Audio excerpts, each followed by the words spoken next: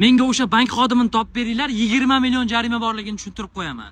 Bank xodimlari uyimizga kelib, ota-onamga kreditim borligi haqida ma'lumotlar aytishyapti. Ota-onamga qo'pol gaplar gapirishyapti.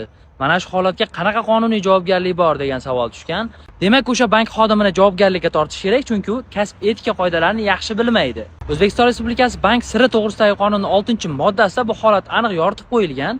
Jumladan, bank mijozini o'ziga ma'lum bo'lgan har qanday holatdagi ma'lumotlarni boshqa uchinchi shaxslarga oshkor qilishi mumkin emas. Ya'ni siz kreditingiz borligi haqidagi ma'lumotni bank xodimi uyingizga borib, ota-onangizga, qo'ni-qo'shningizga aytishi qat'iyan man etiladi.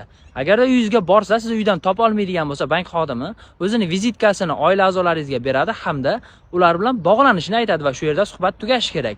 Har xil qo'pol so'zlar, qarzini to'lab qo'ysin, o'qib olaman, bunaqa qilaman degan gaplar bank xodimini kasb etika qoidalarini buzilishini anglatadi. Bundan tashqari, sizni kreditingiz borligi, qarzdorligingiz borligi yoki boshqa ma'lumotlarni aytishi bank sirini buzilishi hisoblanadi, chunki bank siri to'g'risidagi qonunning 3-moddasiga ko'ra bu ma'lumotlar shaxsga doir ma'lumotlar hisoblanadi hamda ma'muriy javobgarlik to'g'risidagi kodeksning 46-moddasi bilan ularni oshkor qilish javobgarlikka sabab bo'ladi. Ushbu ma'lumotni saqlab qo'ying.